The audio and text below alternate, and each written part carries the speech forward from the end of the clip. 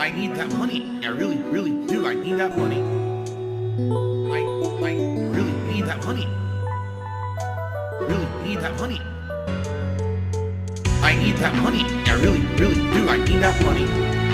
I really need that money. Really need that money. Really, that money. That money.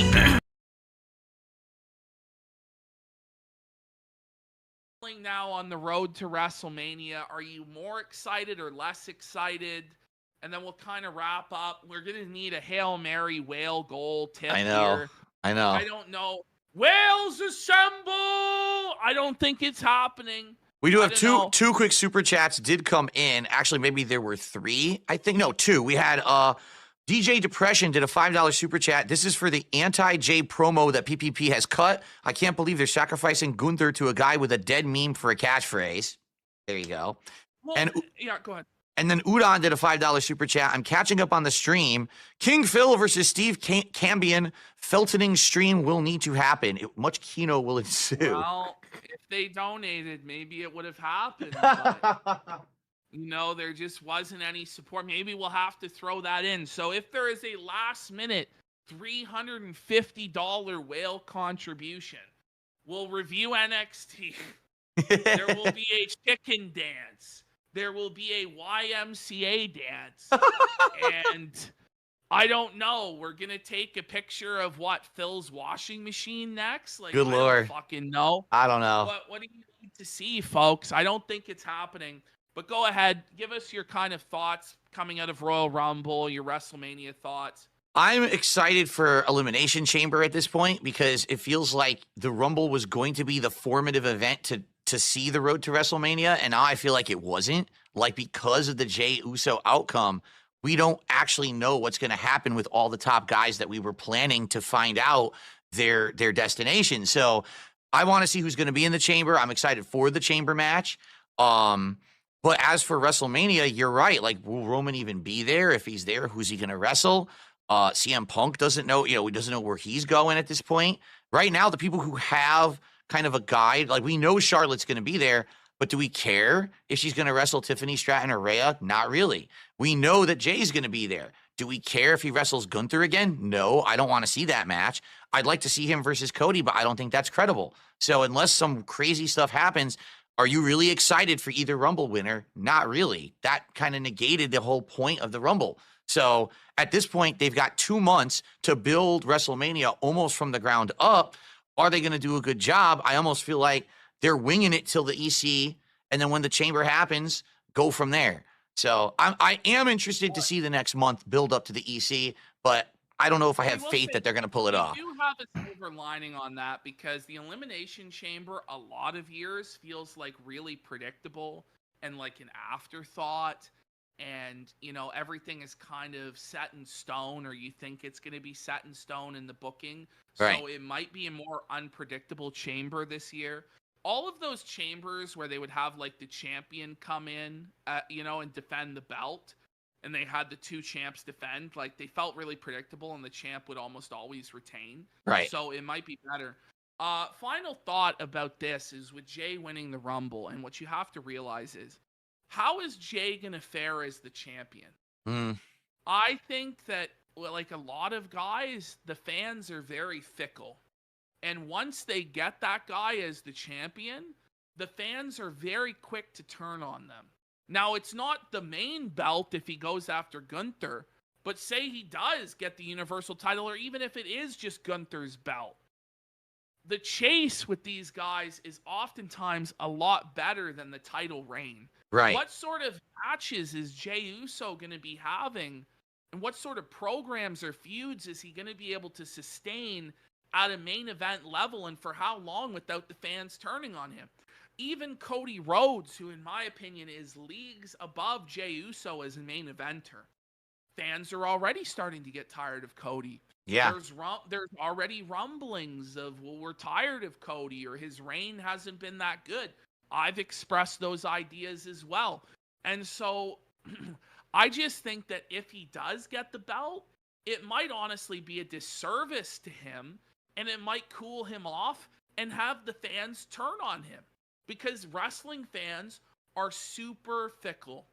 And that's the thing about them. Once there's a certain narrative that takes hold within the internet fans, it's very hard, to stay over and stay a star. They'll turn on you so fast. And I think that's what will happen with Jay, because it's all flash. It's all sizzle and no steak.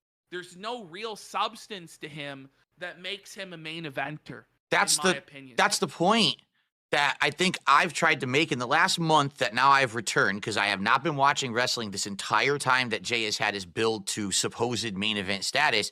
In the month that we've watched him, I haven't seen a single reason why he should be in the main event. He had a match with Drew that was okay. He had a match with Gunther where he lost and got basically squashed, where he got no-sold 3 times with all 3 of his finisher attempts. So I don't know why I'm supposed to be behind him. I get it. The crowd likes him. But for someone who's just coming in the last month since the Netflix era began, I don't see the credibility. Like you said, it's flash, but there's no substance to back it. So I don't care. I don't feel like if he beats Gunther, it sucks. If he loses to Gunther, it's a waste. If he faces Cody, he's not going to win. So I don't get it. I feel like they need to build him, and they haven't done it. So are they going to do that? Or is this just going to be him yeeting every single week, and then nothing happens until WrestleMania? Okay.